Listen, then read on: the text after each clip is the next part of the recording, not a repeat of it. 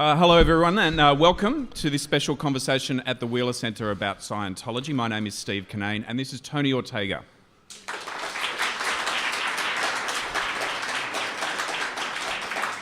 Thanks so much everyone for coming along. I'd like to start by acknowledging the traditional owners of the land on which we are gathered, the Kulin people, and pay my respects to elders both past and present. Melbourne is the perfect place to be having a conversation about Scientology. It has a fascinating history here. It's the birthplace of Scientology in Australia. The first Scientology franchise was set up here in June 1955 when the Hubbard Association of Scientologists International first registered in Victoria as a foreign company. They set up shop in Spring Street across the road from Parliament House. And L. Ron Hubbard actually visited Melbourne in 1959 and he gave a series of lectures in the Bamboo Room at the Chevron. I don't know if anyone remembers the Bamboo Room. I've certainly never been there, but it sounds good. And in 1963, the first ever public inquiry into Scientology was held here in Victoria. It was run by Kevin Anderson QC. It went for over a year. A very influential report right around the world, led to other reports, led to, I believe, changes in Scientology policy. And led to Victoria becoming the first place in the world to ban Scientology. Now that ban eventually got overturned, but it was certainly the first place in the world. It was an extraordinary story in itself because Hubbard himself had great plans for Scientology in Australia. On his tour back in 1959, he said he thought Australia would become the world's first clear continent. But Victorians, when you turned on Hubbard, Hubbard turned on you. In 1967, in a document called Kangaroo Court, published by the Hubbard College of Scientology, I'm not sure if Hubbard wrote this or not, but it has a few hallmarks of his style. It said the following. This is a quote. "The foundation of Victoria consists of the riffraff of London's slums, robbers, murderers, prostitutes, fencers, thieves, the scourings of Newgate and Bedlam." In relation to the banning of Scientology, this document said, only a society founded by criminals, organised by criminals, and devoted to making people criminals could come to such a conclusion. A criminal society would applaud brutality, would regard leucotomy, lobotomy, and other major operations, depriving a being of the use of his brain as necessary to relieve a desperate situation. Now today, we are very fortunate to have with us the most well-informed journalist writing about Scientology in the world. He writes with accuracy, authority, and courage. Tony Ortega has been writing about Scientology for over 20 years. He breaks countless original stories on his website, The Underground Bunker. I recommend you all visit it and subscribe to it. He recently featured in Alex Gibney's documentary Going Clear, which won 3 Emmys. And he's just released a book called The Unbreakable Miss Lovely, which is all about Paulette Cooper, a journalist who wrote about Scientology in the 1970s, and it documents what was done to Paulette Cooper. Tony, welcome to a society founded by criminals, organised by criminals, and devoted to making people criminals. Thanks for coming here.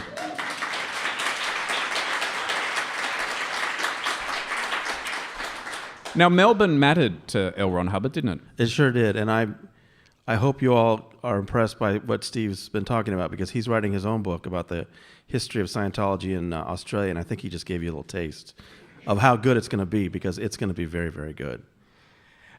He also served in Brisbane during the war, Hubbard, and even though he told Australians that they should be grateful for the fact that he saved us from the Japanese, he was sent home for insubordination.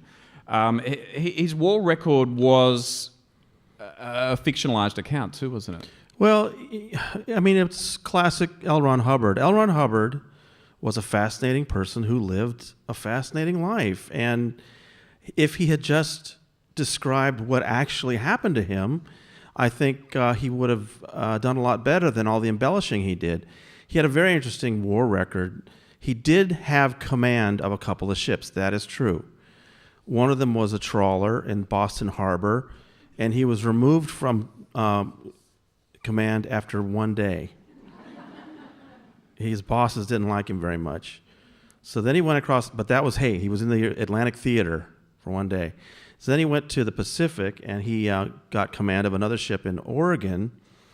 And they right away went out and on their first cruise, engaged in a 30-hour depth charge battle with 2 Japanese submarines, which they sank. But then the Navy brass later determined that he had spent 30 hours fighting a magnetic deposit on the seafloor. But you know what's interesting is some of the people who were with him to this day, and they're very old now, are convinced that they really were fighting a submarine, that there's still people trying to prove that L. Ron Hubbard had this epic battle. And I think that's interesting because, as Chris Owen points out, he's a great historian of Scientology, when the war was over, we got a hold of Japan's records, and they're not missing any submarines up there, but they're still looking for them because some people still want to prove that Hubbard was correct about that battle. But that wasn't the worst thing. On that same ship, he sailed down the coast, and he got so bored because there weren't any Japanese in the area, he opened fire on a Mexican island for target practice, and it caused an international incident. So he was removed from that command as well. But I'm sure there are many people in World War II who had various experiences. The problem is that he claimed to have been machine gunned here, right? In the jungles of Java, he said he was machine gunned in the back by the Japanese. And then what did he do? He claimed that he then got into a life raft and sailed in the life raft, and I got the map out and worked out how far it was from Java to the coast of West Australia, which would be 1,600 kilometres during the monsoon season in shark-infested waters. Right, yeah. Which is, fishing trawlers trying to bring asylum seekers to the coast of West Australia find it difficult to make it. How would a rubber raft do it? Well, this was the Great Thetan. But the problem is that what his war records say, that the war records don't mention machine gunning. He was hospitalized for conjunctivitis, arthritis, hemorrhoids, and an ulcer. And that's a problem for Scientology because the story that Tommy Davis tried to sell to Lawrence Wright when Larry was working on his New Yorker article was that because he was machine gunned, because he broke his back, I think something like that, his life was virtually over. He talked about that he couldn't see his life going anywhere until he came up with the ideas that became the basis of Dianetics. And he healed himself with those ideas. And that's when he decided he had this world-changing technology. And Tommy Davis actually said to Larry Wright, if this story's not true, then Dianetics doesn't exist and Scientology is all wrong. And Larry was writing this down as fast as he could. And it turns out that the war records that Scientology was trying to foist on the New Yorker were just fraudulent. And Hubbard was not. And Tommy Davis doesn't seem to be involved anymore, does he? Well, that was, Larry tells me that was in October 2010. And we're talking about Ann Archer's son, Tommy Davis, who from about 2006 to 2010 was a very visible spokesman for the Church of Scientology, very colorful. I still all the time get emails from people, what happened to Tommy? Where's Tommy? And Larry's article came out in February 2011, and it was a devastating article in the New Yorker, and it was clear that Tommy Davis had just been overwhelmed by Larry Wright. And what I found was that in March 2011, 1 month after Larry's article came out, the Church of Scientology International registered 2 URLs, whoistommydavis.com and whoisjessicafeshbach.com, which is what they do to you when they kick you out, is they then create anonymous smear websites about you, and that's the formula for the URL. They never did anything with those URLs, but they've got them ready in case Tommy ever turns. So but what happened was Tommy went to Texas, and he was deposed in Monique Rathbun's lawsuit, and he said that he's on leave from the Sea Org, but he's still a member of the Church of Scientology. I have a really, really good source very close to him, and Tommy knows that it just irritates him that this person talks to me. But they tell me that Tommy is actually very critical of the church in private. So I think he's all the way out. Let's move on and talk about your book, Tony. Your book on Paulette Cooper is a great read. She was a victim of something called fair game. What's fair game?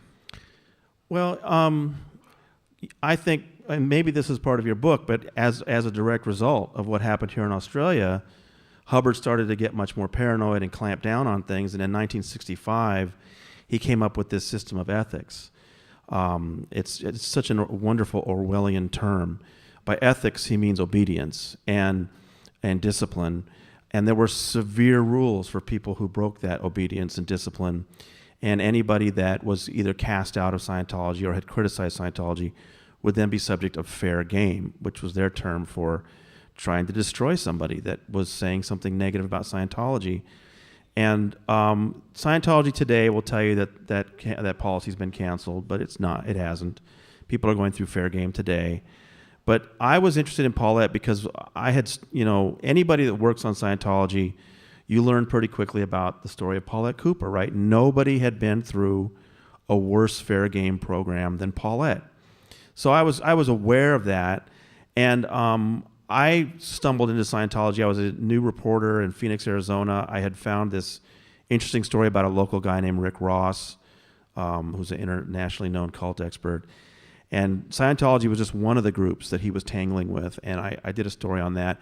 And I was fortunate that I worked for the kind of publication that allowed me to follow up on stories, develop sources, and so one story led to another. And I then moved back to Los Angeles, where I'm from, which it was really great to be there because then that's one of the world headquarters for Scientology. And so I got to do stories on people like Torrey Chrisman and Graham Barry, and I started to get emails from somebody that was just very encouraging, saying, your stories are good, keep at it, kid, good job.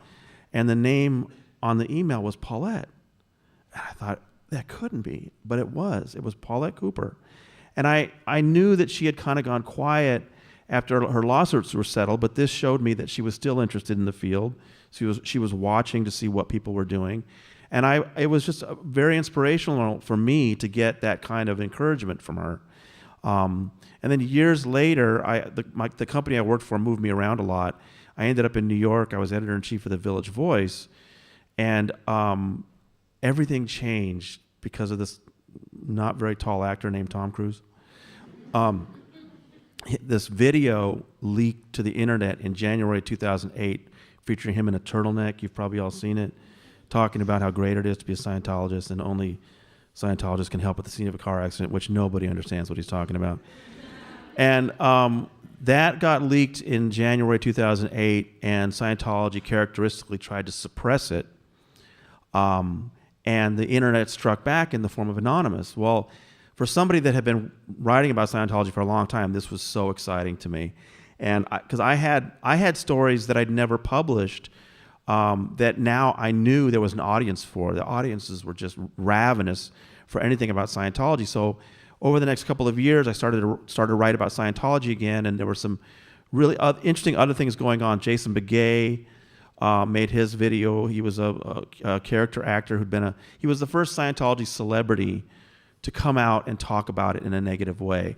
Scientology relies on its celebrities, and this was an interesting turn of events. And then some of the top executives were starting to leave Scientology and talk, including a man named Marty Rathbun. So I was watching all this and doing a few stories, and then in May 2011 is when somebody reached out to me and said that Paulette Cooper was very angry that Tom Cruise was going to get a Humanitarian of the Year award from the Simon Wiesenthal Center. And Paulette's Jewish, and so she was not happy about this. And I said, and they asked me, would you be interested in publishing a statement she's going to make about that? I said, sure. So this kind of reconnected us, and I was, I reminded her, do you remember 10 years ago you sent me emails and encouraging me? Oh, sure. So I put together a story about her statement, and it was the most read thing I've ever written. It just exploded on the internet, and Steve, I was so excited. It had 300 comments on it. That was a lot back then, wasn't it? I'd never had something with 300 comments. Now, today, if I wrote something and it only had 300 comments, I'd be really bummed out. But back then, that was a lot of comments. So that got us talking again, the two of us. And later that year, I thought, I'd just like to do a basic story about what she went through and remind people who she was. She had written a book about Scientology in 1971 called The Scandal of Scientology. Scientology had then put her through multiple operations trying to destroy her. She was actually facing prison at one time for a crime they framed her for. And this is when I started to realize that although all of us seem to know this story, the details were really murky, and there was a lot of bad information online. At that time, Wikipedia said that Paulette Cooper was born in the Auschwitz death camp, which was not true. And in fact, after this, I did a basic story about her harassment, and then she came to New York, and we met for the first time in December 2011. We were having breakfast, and she mentioned she was in town visiting her sister Susie. She has an older sister, Susie. And I asked what they'd been talking about, and she said, well, you know what? We were talking about the fact that we're still not sure how we survived the Holocaust. I thought, wow. So I included that just as a line in a little story I wrote for about that meeting. And the nice thing about the Reach of the Village Voice is within a week it was front page news in Belgium and the Netherlands that she couldn't remember. She was born in Belgium, not Auschwitz. And so she started to get emails from people over there, including a man named Peter DeHoe, who said, listen, my father knew your father. I know how you survived the Holocaust. And she put him in touch with me. And it was a fascinating story. And he had the documents to prove that what he was saying. So what I found out was that Paulette was born to Chaim and Rukla Buchholz, who emigrated from Poland in the late 20s to Antwerp. And Belgium fell to the Nazis in 1940. Now, in the first parts of the war, the first couple of years, if you were a Jew and you were arrested on the street, if you could prove that you were Belgian, they would leave you alone. But if you were a Polish Jew or a German Jew and you had emigrated there, you were taken to the concentration camp. That's the early part of the war. Later, all the Jews were pulled away. But at least in that first part, her parents were in danger because they weren't Belgian. And we're very, very fortunate because the Nazis were incredible bureaucrats. They kept records of everything. And so I was able to find that Chaim Buchholz was arrested. He was pulled off a train on July 22nd, 1942. And as soon as I saw that date, my heart sunk. Because I knew that Paulette was born on July 26, 1942. And so I had to break it to her, and she learned for the first time that her father had never actually laid eyes on her. He was sent to a concentration camp, and then he was moved to a transit camp. He was one of the first Jews moved there. It's called the Mechelen Transit Camp. And it ended up sending most of Belgium's Jews to their deaths. And again, we have these records. We have his train number that he was sent to the Auschwitz death camp. 3 months later, Rukla was arrested. And she ended up at the Mechelen Transit Camp. And again, we have her passenger number for the train that took her to Auschwitz. The two little girls were then kept hidden by other family members, but eventually in July 1943, they were sent to the Mechelen Transit Camp. And we have the train and the passenger numbers for these two little girls that were going to be sent to Auschwitz. But it didn't happen. And so we asked Peter what happened. And so he explained that, and this was a matter of record, that the commandant of that transit camp was a notoriously sadistic but also corrupt Nazi guard named Philip Schmidt. He was so corrupt, he'd already been disciplined by the Nazis and was scheduled to be transferred. But he was still there when Peter's father and two other friends raised a lot of cash and black market goods and bribed Philip Schmidt. So we have the record of the girls going to Auschwitz, but then a month later we have the record of them in an orphanage. So the bribe had worked. And that's how that's how close the two girls came to being sent to their deaths. It's an incredible story. Of course, Paulette was adopted by American parents. She moved to the US. She ends up growing up in the US, moves to New York City, starts as a journalist. How did she start writing about Scientology? You know, she wanted, she was an ambitious gal, you know. She really wanted to write magazine articles and books that got a lot of attention. And she got noticed, didn't she? Just to remind people, that's what Paulette looked like about 1970 in New York City. Very attractive young woman. She'd been in advertising. She was getting into magazines. She wanted to be noticed. And I mean, just to give you an idea, one of the articles she worked on, her adoptive father was in the diamond business. And so they would go to Antwerp every year on cruise ships. And so she got very used to what life was like on cruise ships in the 60s. And so what she noticed was that she was on a cruise ship and a young man was arrested for hiding on the ship as a stowaway. And she was telling her friends, she said, you ever notice that there's all the stowaways in history are all men? And that this guy's problem was that he was hiding. If you wanted to be a stowaway, you need to walk around in public and act like you own the place. Then everyone will assume you have a ticket. And so in January 1970, Paulette Cooper became the first woman in history to stow away a modern cruise liner. She went on the Leonardo da Vinci as it sailed down to the Caribbean and back for a week without a ticket. And she ended up writing that story for the Washington Post and for the London Sunday Times, which gave her a 6,000-word article with a 2-page spread of her in a bikini, which in 1970 was not, not everybody wore a bikini yet. So she fit the whole image of a glamorous Manhattan freelance writer, and that's the kind of thing she wanted to do. She wanted to write something that would really impact people. And so one day she ran into a friend of hers who had been doing some Scientology, and he mentioned to her that, in Scientology, you go into your past lives to find out what you were doing thousands and millions of years ago. And so this process had allowed him to remember that he had been Jesus Christ. And so she knew that another person that the two of them used to work together, that he had also gotten into Scientology. So she called him up. And this is what actually surprised her the most was she called this other guy, a very smart guy, advertising executive, and described what this guy had said, and that he said he was Jesus Christ and he learned through Scientology. And he said, you were in Scientology, what do you think of that? And she couldn't believe it. He said, well, maybe he is. And that's when she was like, I got to figure out what this Scientology thing is. So she took a class. She signed up for the communications course at the New York Org, which in those days was at the Hotel Martinique, about a block from the Empire State Building.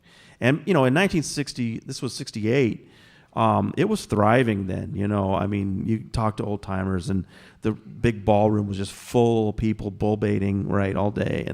And all under this giant black and white picture of L. Ron Hubbard on the wall. And so she got a real impression of it and started working. And she found out that her first piece on Scientology was published in a UK magazine when she started to get certain types of phone calls. Yeah, she finished her story and gave it to her agent. This was back when magazine writers had agents. And he tried to place it for her. And it was already obvious to magazines that this Scientology thing was very litigious and not everybody wanted to do a story. So they're having a hard time. And one of the magazines they submitted it to was called Queen. It was in London. It was near the end of its existence, but it was a real swinging hot magazine at the time. And they said, no, thank you. But they liked what they saw, and they said, but Paulette should submit some work to us that we'll consider to give her assignments in the future. So being cheeky, she sent them the Scientology thing again as her sample, and this time they decided to publish it. So all she knew was that it was going to be coming out in Queen. She didn't know when.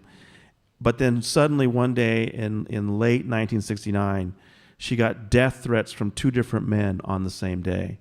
And they said, if you will be killed if you write about Scientology again. And she called up her agent and said, what's going on? And he said, oh, yeah, your magazine article came out today. And that's when it started. And she had, by that time, she'd already decided to turn that material into a book. And she tried very hard to get it to Random House, and they were fairly interested. But ultimately, she settled for Tower, which was a paperback publisher. But that was good because they printed a lot of copies. And it came out on June 1st, 1971, The Scandal of Scientology. But already by then, she was under surveillance. She was being harassed. It just was nonstop. And just to give you a little insight into an Australian angle to Paulette's book, she got her hands on a copy of the Anderson Report based in Melbourne, courtesy of may have been a US State Department official who basically said, there's a document on this table here. I'm leaving the room. If when I leave the room, that document's no longer there, that's okay by me. So she got a copy of it, and she knows that copy spread right around the US because she had a certain style of notation in the margins and underlining words and the like, and she would see photocopies of this report cycling around. And that story is in your TV report about her, but unfortunately it's not in my book because I have a London publisher, and he's very brave. But there were a couple of little things we decided not to put in the book, and that story unfortunately didn't make the cut. I was bummed out. Lay out the operations that she was subjected to. They tried multiple things. Scientology had a spy wing, and I don't know how many churches here in Australia have spy wings, but Scientology at that time had something called the Guardian's Office. Today it's called the Office of Special Affairs. And they assumed that most people would just go away with some minimal harassment. So when they first started to harass her, they did things like spread rumors about her sex life around town, wrote things about her on bathroom walls in bars around the city, just inundated her with obscene phone calls. They signed her up for pornographic magazines. And that, that might have spooked some people, but Paulette didn't just come out with that book. She would go on television, she would go on radio at the time, and she was recruiting other journalists to write about Scientology. And her name was in the phone book, and she was a person who people would ring who was struggling to leave Scientology as well, wasn't she? For years, people would call her up, my son or my daughter's involved, and so she became this hub of information. So that initial thing didn't work, so then they started spreading around these flyers about her, and letters, vile lies about her sex life. Tell us what they did with her apartment block. Well, she had moved to this luxurious 34-story building on 40th Street that she wanted to move into for a long time. And in December 72, might be January 73, this letter just showed up in the building, and everybody in the building got the letter calling her a prostitute, saying that she'd molested a 2-year-old girl. All this just vile lies. And again, most people would get the message and just stop, but she wouldn't stop. Why wouldn't she back down? She's talked to me about how it had something to do with her parents, that she felt that if more people had spoken up in Europe in the 30s, maybe things might have turned out differently. And she saw in Scientology an organization with totalitarian tendencies, and felt that she really needed to get the word out about this organization. And then I think the more they went after her, the more it motivated her to keep doing what she was doing. And then you can see I'm very fortunate, the FBI years later raided Scientology, and we have all these records. And you can see in their records that it's exasperating them. They can't understand why they haven't been able to shut her up yet. And finally in 1972, one of the spies at the Guardian's office literally writes, "It's time to get her committed." And what they did was they got her fingerprint on a piece of paper, typed up a bomb threat to themselves, mailed it to themselves, and then called the FBI. And the FBI took it seriously, and in May 1973, she was indicted and faced 15 years in federal prison and a $15,000 fine for sending bomb threats and lying about it. Her trial was scheduled for Halloween, October 31st, 1973, and through that summer was the worst period of her life. And it wasn't enough for Scientology to get her framed for a felony she didn't commit. They wanted to see how badly she was suffering. So they would send spies to the building to try to befriend her, and she was a very trusting person somehow, and she became very good friends with a woman that moved in to the building, and then she brought her around her buddy Jerry, and then when she was having a hard time just getting anything done that summer, they said, "Hey, maybe Jerry could move in with you and help you out." And so from May to September 1973, this man named Jerry Levin lived with Paulette Cooper, and each night he would go up to the roof where there was a payphone and call the Church of Scientology and tell them everything she had done that day. How did they get the fingerprints on a piece of stationery? Well, we're fortunate because eventually that prosecution didn't happen, and she was exonerated when the FBI found documents, showing the planning of that. But they did it again in 1976. After that prosecution didn't happen, they planned a whole new operation against her in April 1976 called Operation Freakout. I think the full name was Operation PC Freakout. It was for Paulette Cooper, and it was a similar kind of operation to make it look like Paulette was becoming psychotic. And there were 6 channels to it, and one of them involved getting her fingerprint. And this time they really spelled out how you do it. And what you do is you give somebody something to read on a clipboard and they don't know that there's a piece of paper taped to the other side. So you grab the clipboard. In December 72, it was a petition she signed. In 1976, it was a joke for her to read. But each time, see, her finger touches the piece of paper she doesn't see. And then it explains, now when you take that back from her, you immediately put a piece of paper over that so your fingerprints don't get on it, see? And they actually step by step explain now how to take that off, fold it together, keep the fingerprint inside. I mean, it's really explicit. And they did that part, the fingerprint on the joke. And then they also developed somebody to sound like her and make phone calls. But the rest of Operation Freakout never came off. But they ran other operations against her into the 80s. And we found, she didn't realize this, they were keeping tabs on her until at least 2010. Tell us about the person she lunched with. Yeah, and the way I found out about that was I was in Florida. She lives in Florida now, and I went down there to interview her. And we were just taking a break. It was hard for her to talk about 1973. She's still very angry about all of that. She came this close to killing herself that summer because she didn't want to go through the trial.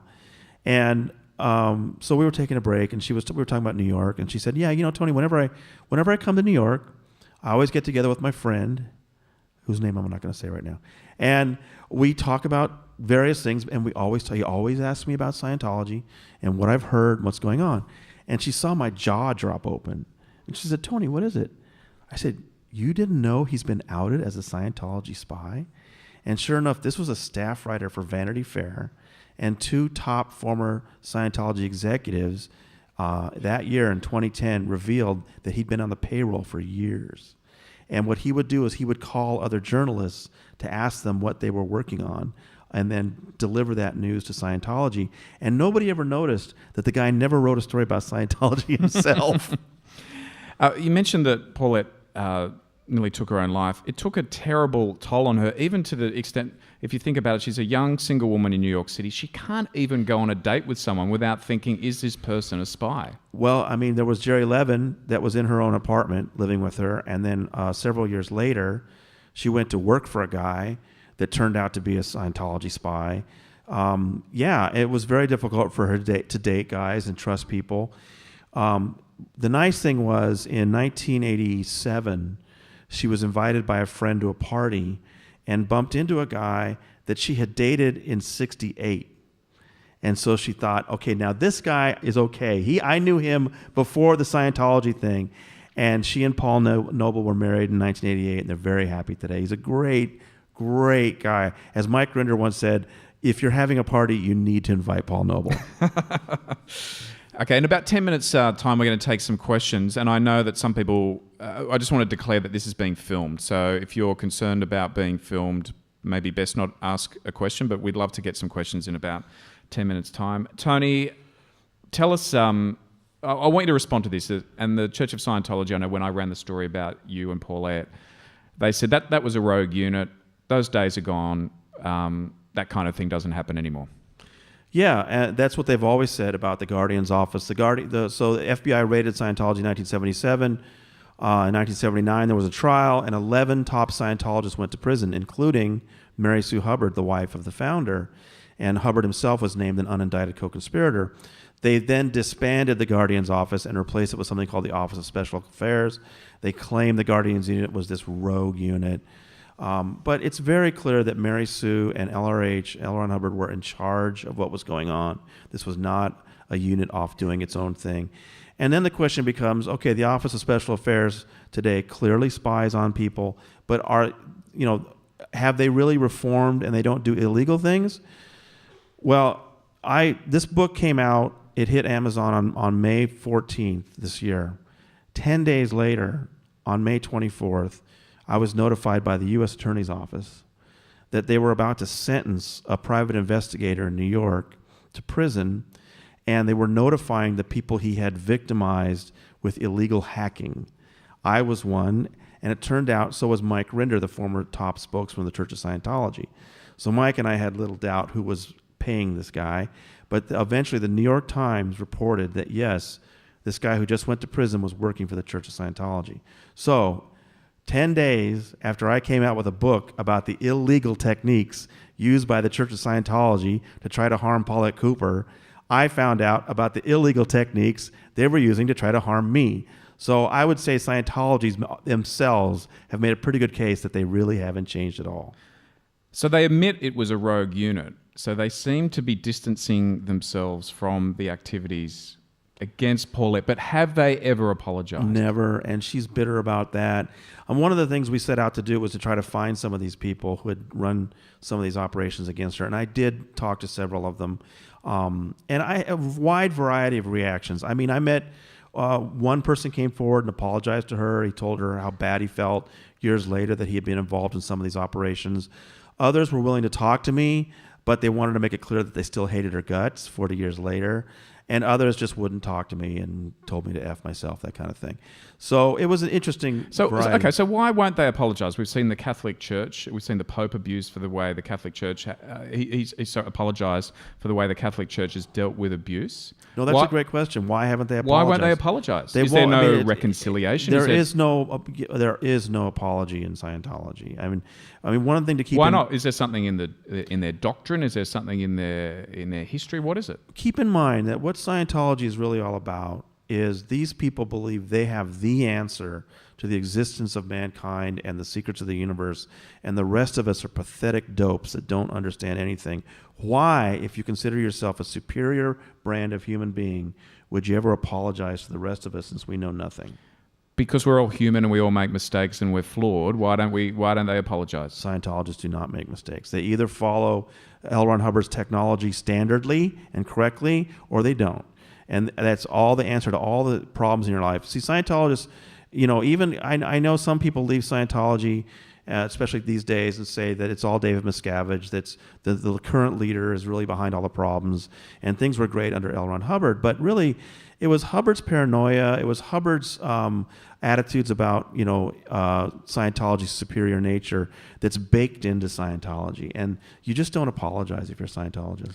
How much does the Church of Scientology spend on surveillance? Oh my goodness.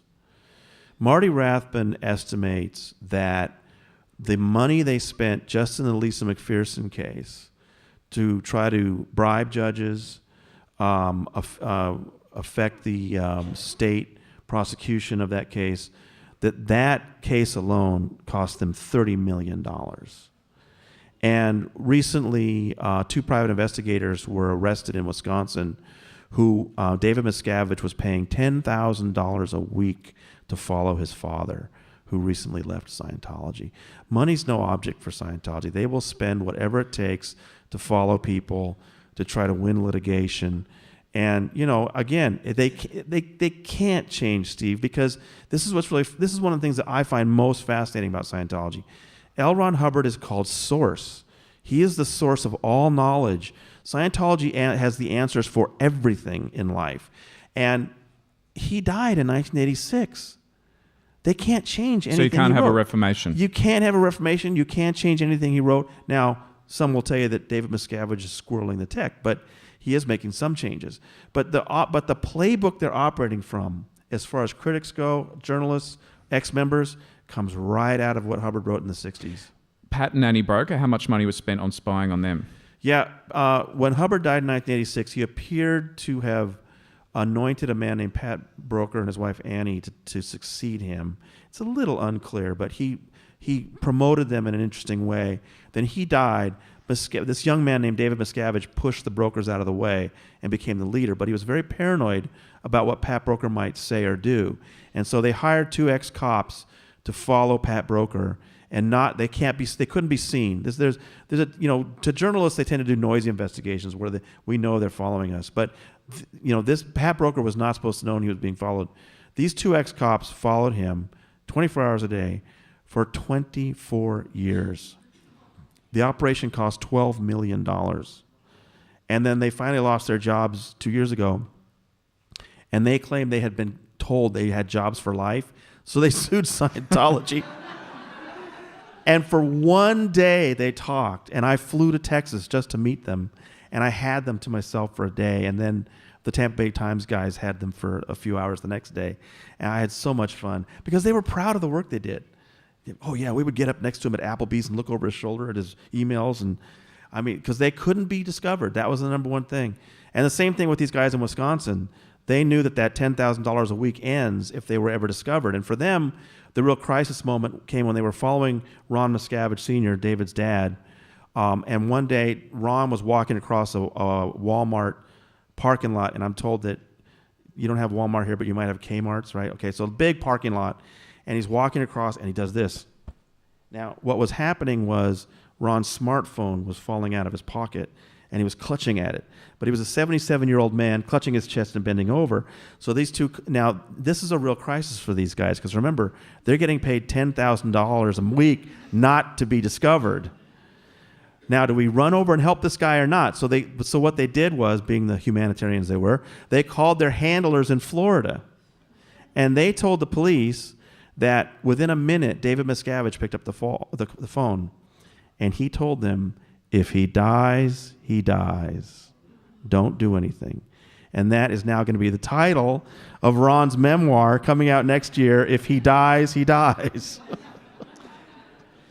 Tony, should a church get tax-free status if they're spending millions of dollars a year on surveillance and intimidating critics? Well, look, I mean, there are some people who feel that any churches shouldn't get any tax-exempt status. But the point with Scientology is they signed an agreement. They signed an agreement with the IRS in 1993, and it's very explicit about the conditions under which that tax-exempt status can be revoked. And they are in violation of it every single day. I personally would love to see the IRS ask David Miscavige to explain how spending $10,000 a week to have two men follow his father is a religious purpose. Wouldn't that be an interesting conversation? I'd like to see him justify that. Alex Gibney, the director of Going Clear, the Academy Award-winning documentary maker, Emmy Award-winning documentary maker from Going Clear, he's very keen on something to happen about this IRS status. Is that likely to move in the US where they lose their tax-free status? I think the IRS has some interest in revisiting it, but it would be such a mountain to move. I mean, just this week, the Netherlands decided that Scientology should not get tax-exempt status, and Alex then tweeted, if they can do it in the Netherlands, why can't we do it in the United States? Mike Rinder, the former top spokesman for Scientology, told me that one thing to keep in mind is if you're an agency head in the United States, and whether it's the IRS or the FBI or whatever, and you decide, okay, we're gonna look into this Scientology thing and make some decisions. He said, you have to make a calculation. You have to decide whether you're ready for that to be the rest of your career, because it will be. They will throw waves of attorneys at you. And, I think there is some interest at the IRS. I hear some things, but I think it would take a lot of public interest. And, maybe the movie Going Clear is starting to get us part of the way there. On the issue of Going Clear, the members of the Academy are getting some interesting letters at the moment, aren't they? Scientology. So Going Clear one, I'm very fortunate that I'm in it. It's really Alex and Larry's movie, and I'm very fortunate they included me. Yeah, but it's a great credit to your work, Tony, that they asked you to be a part of that. Well, Larry's book, if you've read it, is a magnificent book, but it stops in 2010. And then I've done a lot of reporting in the last few years, and I think, they liked that, and they had me talking about Tom Cruise. That was fun. So, but when you win, so this is an HBO, which I think is something like Foxtel, right? A pay kind of. Yeah, people here know what HBO is, right? Yeah, people know what HBO is. Yeah. So what they did was they debuted it at the Sundance Film Festival in Utah in January. Then they opened it in theaters in March to make it eligible for Oscars. Then they showed it on HBO in March, which made it eligible for Emmys. So it was nominated for 7 Emmys. It won the 3 big ones: Best Documentary, Best Direction, Best Writing. And some people, I remember reading The Real Experts in Hollywood, this is not my beat, that winning an Emmy can actually hurt your Oscar chances, because then the Oscar voters think of your movie as a TV movie. But in this case, I personally think there's a lot of people in Hollywood that have not enjoyed the fact that Scientology has thrown its weight around town for so long and would be anxious to vote for this. So let's see how it does. Well, Scientology is also concerned about that. So they had a reporter for their propaganda magazine, Freedom, call up key Oscar members in the documentary division to try to poison it, to pretend he was interviewing them about the film. But did you know there are controversies about this film? Do you know that there's stuff in here that's not true? Just to try to plant that seed with the Oscar committee, but it backfired on them because they knew what was going on. And now, if anything, all it's done is given Alex Gibney a whole new round of free publicity for the church. Church is often its own worst enemy with those kind of things. Okay, we're going to take some questions from the floor. So if you've got a question, put your hand up. And there's one down here, and there's a couple down the front. And we will get a microphone to you and ask away. First question. This is actually pretty much for both of you, but given that Scientology has shown itself to actually be criminal, in addition to all the other things, I can kind of understand that the United States can be a bit squeamish about religion and the Constitution. And you mentioned that the head of the IRS would have a personal battle. I'm really interested to know why it's been allowed to be a criminal organisation and not be investigated from the point of view of tax. And the second half is to Steve. Australians aren't squeamish. We don't bloody care.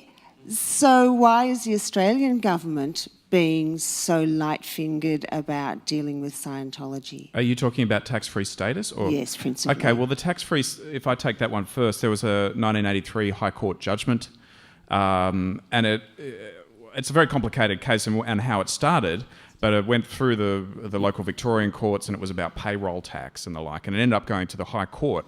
And the decision was basically, and I actually think the decision was right, that the state should not dictate what people can and can't believe in.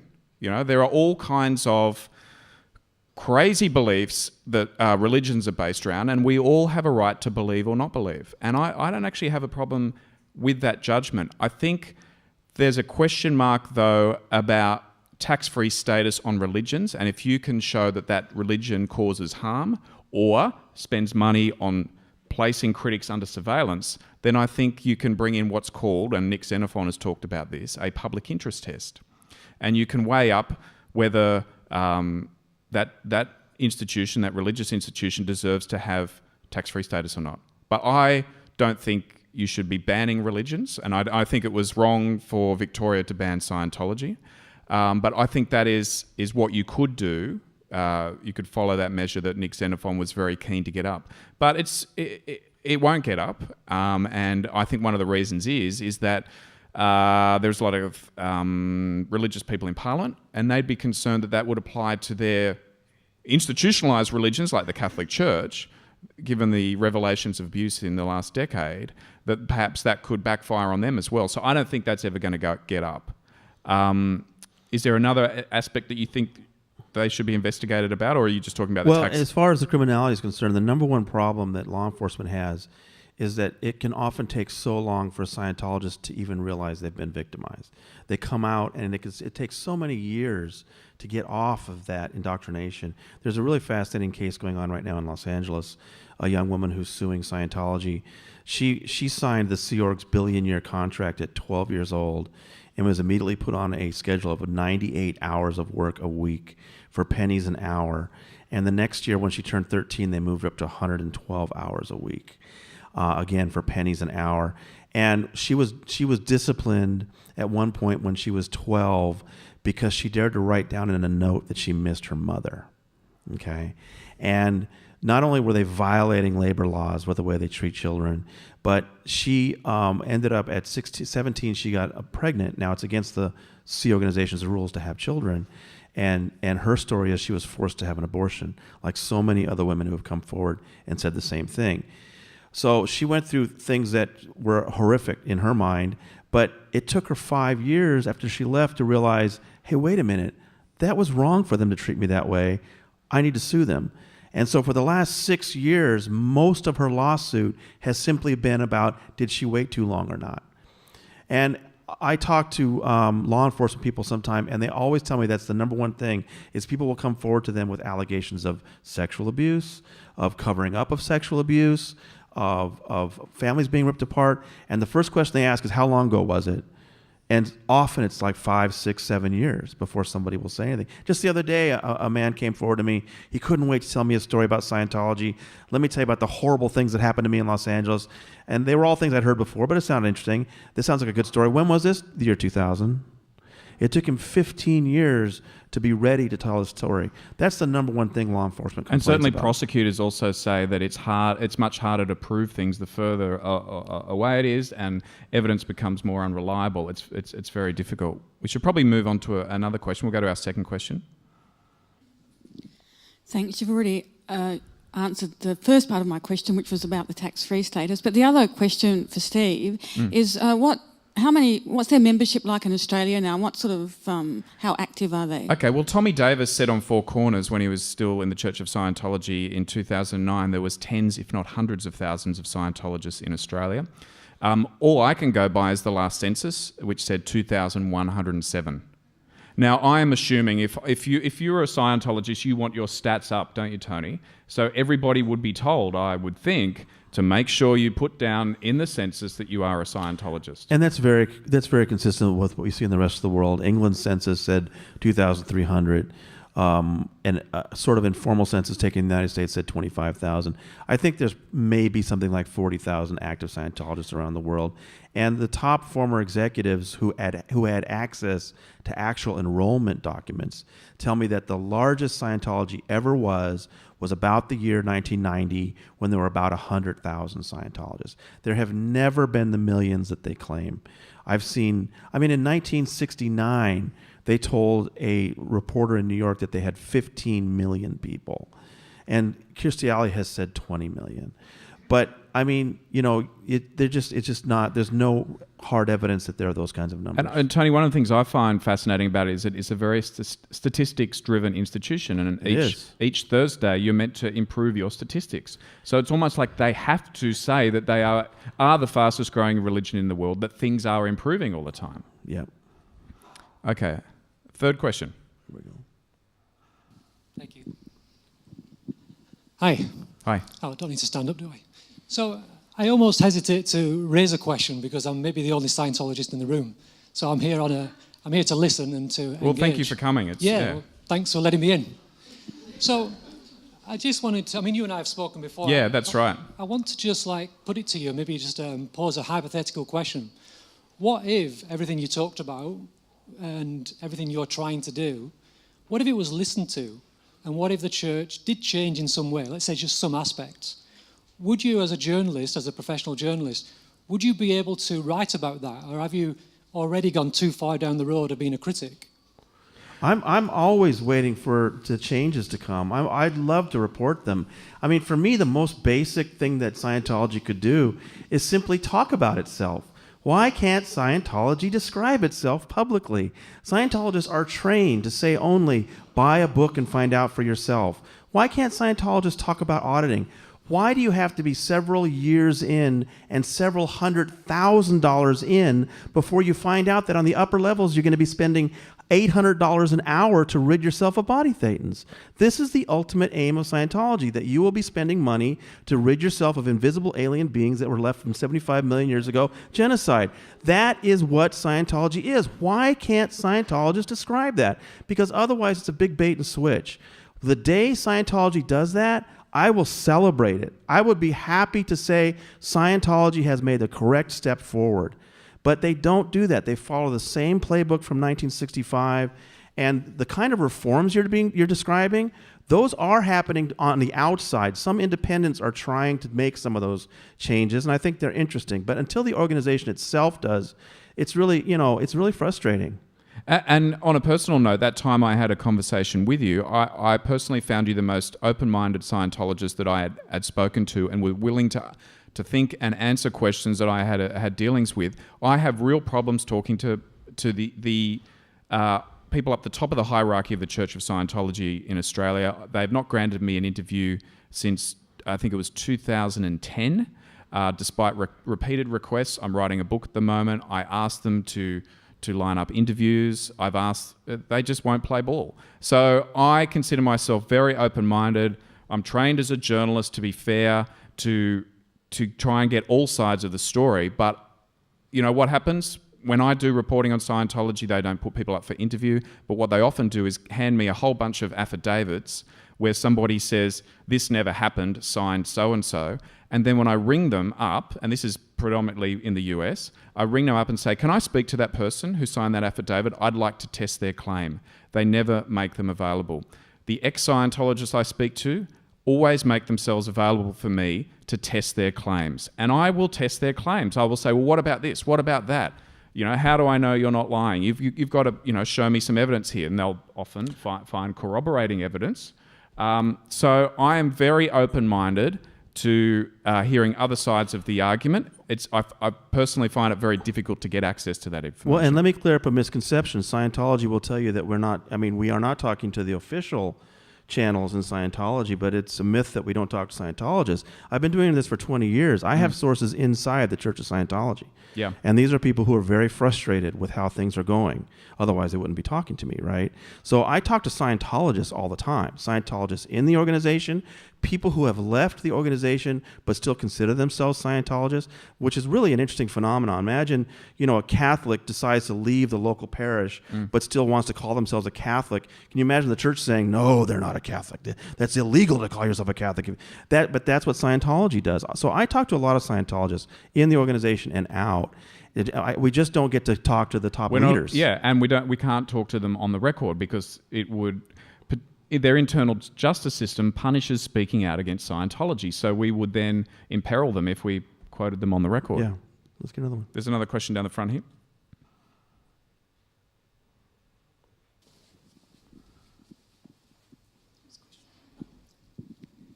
What is it about Scientology that attracts people to it? Well, you know, Scientology has always only appealed to a small percentage of people. But I think the thing that is most appealing about it is they're selling certainty.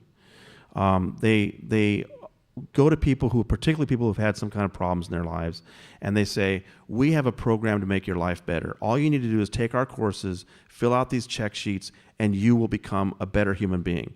Now, that doesn't work with me. I know life doesn't work like that. Life is difficult. We all have setbacks, and you do the best you can. There's no magic formula in a check sheet and in a lecture by some guy from 1950. But there are a certain small number of people who like that I pay my check, I get the course materials, I fill it out, and now suddenly in my life, I'm a superhuman. And that's always appealed to a certain small number of people. And even today, I know Scientology has a harder time today because of the internet. It's not able to recruit people the way it used to because Scientology is all about information control. But there are still some people that find that intriguing, that this group claims that they can solve virtually any problem, cure virtually any disease, and all you have to do is take their courses, listen to their lectures, and fill out their check sheets. That is attractive to some people, but it's never been a large, group. But and pay the money, not too much at first, but again, you get to those upper levels and you're paying $800 or $900 an hour.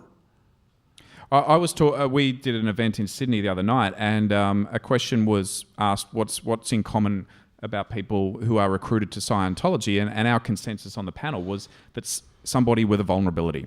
And Hubbard used to say, find their ruin. So when you recruit somebody, you find their ruin. Their ruin. What is wrong with them? And Joe Reish, who I've interviewed, was a first-grade rugby league player in Sydney. He had a torn groin muscle that would not heal. And this is pre-modern sports medicine. Scientology said, we can solve that problem. John Atack, who wrote A Piece of Blue Sky, a very intelligent man, he got involved in Scientology because he had a relationship breakup. Bruce Hines is a similar story. Bruce Hines was a physicist. Bruce Hines should have known that everything Hubbard says about the universe is complete poppycock. He is a physicist. He knows how the universe works. But he told me he had been through a bad breakup. I mean, they find people that have a certain vulnerability. And again, we can help you with that. We can solve that. And at first, they're not talking about superhuman powers. They're just talking about, we're going to help you communicate better, take control of your life. And that sounds attractive, right? But then I thought Paul Haggis did a really good job in the movie Going Clear, explaining how those initial levels can really make you feel more confident and you feel like it's working. But then the later levels get stranger and stranger. I mean, on OT3, you learn that you have these invisible alien souls attached to you that you need to drive away with auditing with the e-meter. And then on OT4, you find out you have a whole other set of invisible alien souls, and they're junkies. and you needed to put them through rehab. That's another $10,000. You know, how many people would join if they were upfront about that? But I think another point is that there are people who join because they believe it and it works for them. I also think that, and when I had this conversation, I did a documentary series for the ABC a few years ago on the teenage brain, and what I learned was that before the age of 25, the frontal lobes of your brain are not fully developed. Now, they're the parts of your brain where rational behaviour sits. And if those parts of the brain are not fully developed, you rely on the amygdala, which is back towards the middle of the brain, which is about your emotions, and that is based on if it feels good, you do it. So the three people who asked me about this, I said, what ages did you join Scientology? 20, 21, 22. It's the same ages that the frontline soldiers in World War I were. It's the same age that people recruit suicide bombers. It's the same age that when we're young and idealistic at university and open to all kinds of different ideas. So I think there's a vulnerability too in that age group, because Scientology appeals to people who are idealistic and want to make the world a better place. Probably got time for another question up there. In Going Clear and many other things, there's not much written or spoken about the origins of Scientology, in the sense that Hubbard, as a fairly successful science fiction writer, quite a good one, said to John Campbell, editor of Astounding magazine, who published some of his stories, and I think A.A. Van Vogt was there, saying the only way we can get rich is to invent a religion. And Astounding published the first article, which became then Dianetics a bit later on. That doesn't seem to get as much coverage, which I would have thought might have dissuaded some people from joining if they knew about it. Actually, that was covered pretty well in Going Clear. Alex Gibney talked about that he was a successful science fiction writer who published the article about Dianetics in Astounding Science Fiction came out the same month as the book itself. And he did have champions among other science fiction writers, as you said, A.E. Van Vogt. But see, Van Vogt's a fascinating example because Van Vogt really liked the idea of Dianetics. And in Dianetics, you go back to your memories in the womb about what traumatic things happen. And I've read Dianetics cover to cover. I am seriously doubtful that most Scientologists have, because it's the most disgusting book about women. It's the most misogynistic book. An obsession with abortion too, isn't it? It's all about how your dad had rough sex with your mom and knocked you out with his penis during rough sex, and that's why you have these traumatic memories that 40 years later make it tough for you to get up in front of a crowd and give a speech.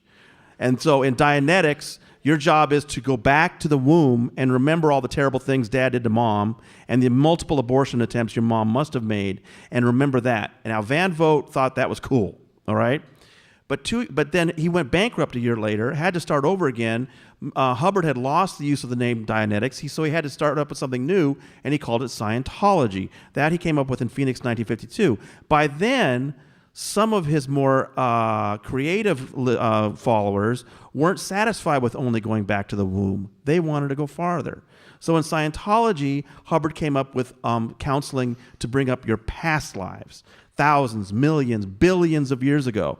Now Van Vogt was like, wait a minute, this was a science. That's just crap you're talking about. And for the rest of his life, A.E. Van Vogt remained a dedicated Dianeticist and wouldn't go near Scientology. There are a few people that were like that thought Hubbard was on to a science in Dianetics, but this Scientology thing's crazy. And just on that point you raise about the science fiction writers who said that Hubbard used to say the best way to make $1 million was to start your own religion. There's at least 3 people on the record who've said that. Oh, there's no question. I actually doubted it myself. It just sounded too good to be true, and I wondered about that, but then I went and researched it. He told several different people in 48 and 49 variations of that line, that if you really want to make $1 million, start your own religion. Variations on that theme. And there were multiple. The Church of Scientology says George Orwell said and they that. recorded it at the time. Yeah, I mean, but this it doesn't mean is not somebody remembering 20 years later. But it doesn't matter. It doesn't mean the other people didn't say it as well. Right, George Orwell did say something similar in the 30s, but that doesn't mean Hubbard said it. Right. That did happen. I think we can squeeze in one more. Yeah, one more. Last one, down the front. Hi. I'm wondering if either of you can explain the technicality that saw Jan Eastgate escape prosecution and why she wasn't recharged. Okay. I can explain that because I did the story for Late Line that originally exposed that. And I will point out that when Jan Eastgate would not talk to me on the record, she would not talk to me on the phone. All she did was email me and said the claims were egregiously false. I'll also point out that I was never sued for that story, even though in that story it said that the allegation was that she had coached a young woman to lie to police and community services about her sexual abuse by her Scientologist stepfather. Now, the DPP in New South Wales did charge her with, I think it was something like pervert the course of justice, but one of the problems was that that law did not exist back in 1985, so there was a mistake made in the DPP, and in fact it was conspiracy to pervert the course of justice was the law at the time, which is a higher bar to prove. We're also, once again, going back to what we said before about evidence going back a long way. We're talking 30 years. So it is the DPP, for whatever reason, decided that they didn't think that charge would get up in a court of law, so they withdrew it. But it relates to them charging her with a law that didn't exist at the time and evidence. So people who don't know, Jan Eastgate is the international president of the Citizens Commission for Human Rights, which is Scientology's anti-psychiatry organisation. So thanks very much for coming along, and thanks very much for your questions.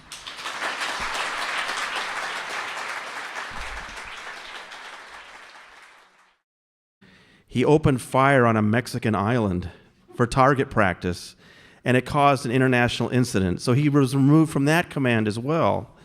But I'm sure there are many people in World War II who had various, experiences. The problem is that he claimed to have been machine gunned here, right? In the jungles of Java, he said he was machine gunned in the back by the Japanese. And then what did he do? He claimed that he then got into a life raft and sailed in the life raft, and I got the map out and worked out how far it was from Java to the coast of West Australia, which would be 1,600 kilometres during the monsoon season in shark-infested waters. Right, yeah. Which is, fishing trawlers trying to bring asylum seekers to the coast of West Australia find it difficult to make it. How would a rubber raft do it? Well, this was the Great Thetan. But the problem is that what his war records say, that the war records don't mention machine gunning. He was hospitalized for conjunctivitis, arthritis, hemorrhoids, and an ulcer. And that's a problem for Scientology because the story that Tommy Davis tried to sell to Lawrence Wright when Larry was working on his New Yorker article was that because he was machine gunned, because he broke his back, I think something like that, his life was virtually over. He talked about that he couldn't see his life going anywhere until he came up with the ideas that became the basis of Dianetics. And he healed himself with those ideas. And that's when he decided he had this world-changing technology. And Tommy Davis actually said to Larry Wright, if this story's not true, then Dianetics doesn't exist and Scientology is all wrong. And Larry was writing this down as fast as he could. And it turns out that the war records that Scientology was trying to foist on the New Yorker were just fraudulent. This or not, but it has a few hallmarks of his style. It said the following.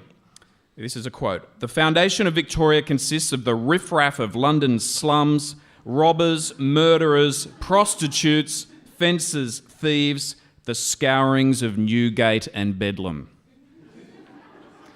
In relation to the banning of Scientology, this document said, only a society founded by criminals, organised by criminals, and devoted to making people criminals could come to such a conclusion. A criminal society would applaud brutality, would regard leucotomy, lobotomy, and other major operations depriving a being of the use of his brain as necessary to relieve a desperate situation. Now today, we are very fortunate to have with us the most well-informed journalist writing about Scientology in the world. He writes with accuracy, authority, and courage.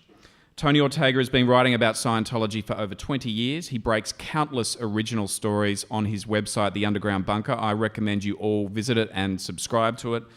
He recently featured in Alex Gibney's documentary Going Clear, which won 3 Emmys. And he's just released a book called The Unbreakable Miss Lovely, which is all about Paulette Cooper, a journalist who wrote about Scientology in the 1970s, and it documents what was done to Paulette Cooper. Tony, Welcome to a society founded by criminals, organised by criminals, and devoted to making people criminals. Thanks for coming here.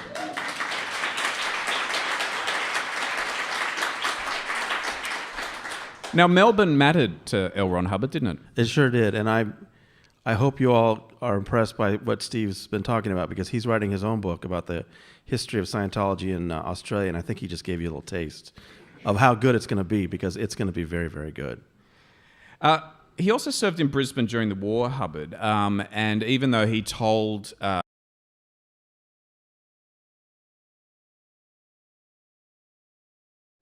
hello everyone, and welcome to this special conversation at the Wheeler Centre about Scientology. My name is Steve Kinane, and this is Tony Ortega.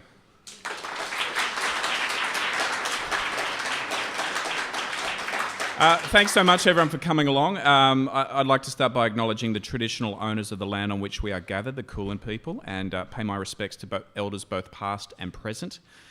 Melbourne is the perfect place to be having a conversation about Scientology. It has a fascinating history here. It's the birthplace of Scientology in Australia. The first Scientology franchise was set up here in June 1955 when the Hubbard Association of Scientologists International first registered in Victoria as a foreign company. They set up shop in Spring Street across the road from Parliament House. And L. Ron Hubbard actually visited Melbourne in 1959, and he gave a series of lectures in the Bamboo Room at the Chevron. I don't know if anyone remembers the Bamboo Room. I've certainly never been there, but it sounds good. And in 1963, the first ever public inquiry into Scientology was held here in Victoria. It was run by Kevin Anderson QC. It went for over a year. A very influential report right around the world, led to other reports, led to, I believe, changes in Scientology policy, and led to Victoria becoming the first place in the world to ban Scientology. Now, that ban eventually got overturned, but it was certainly the first place in the world. It was an extraordinary story in itself, because Hubbard himself had great plans for Scientology in Australia. On his tour back in 1959, he said he thought Australia would become the world's first clear continent. But Victorians, when you turned on Hubbard, Hubbard turned on you. In 1967, in a document called Kangaroo Court, published by the Hubbard College of Scientology, I'm not sure if Hubbard wrote Australians that they should be grateful for the fact that he saved us from the Japanese. He was sent home for insubordination. His war record was a fictionalised account too, wasn't it? Well, I mean, it's classic L. Ron Hubbard. L. Ron Hubbard was a fascinating person who lived a fascinating life. And if he had just described what actually happened to him, I think he would have done a lot better than all the embellishing he did. He had a very interesting war record. He did have command of a couple of ships, that is true.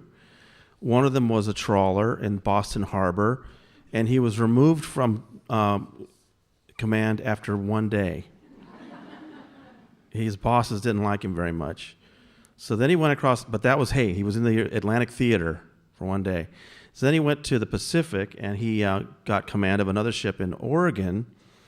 And they right away went out and, on their first cruise, engaged in a 30-hour depth charge battle with 2 Japanese submarines, which they sank. But then the Navy brass later determined that he had spent 30 hours fighting a magnetic deposit on the seafloor.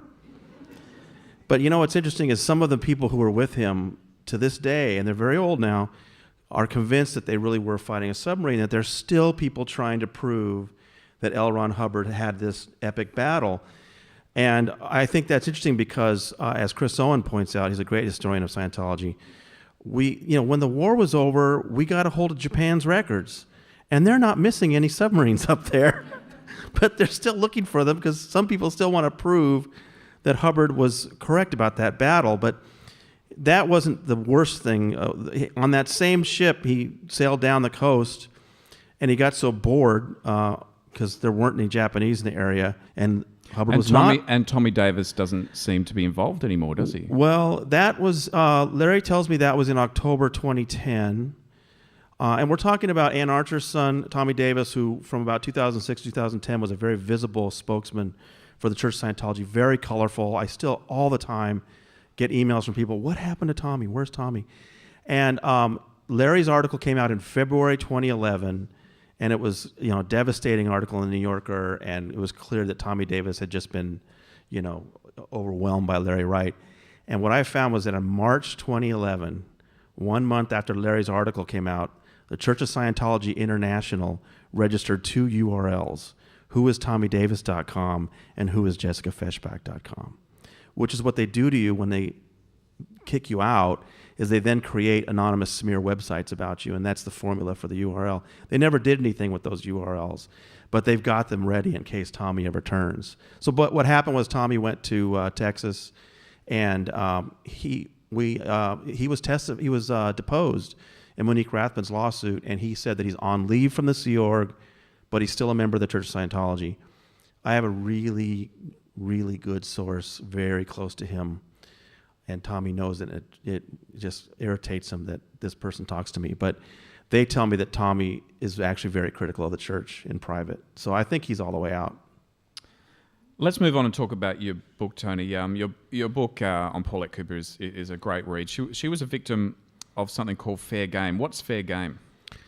Well, I think, and maybe this is part of your book, but as a direct result of what happened here in Australia, Hubbard started to get much more paranoid and clamp down on things. And in 1965, he came up with this system of ethics.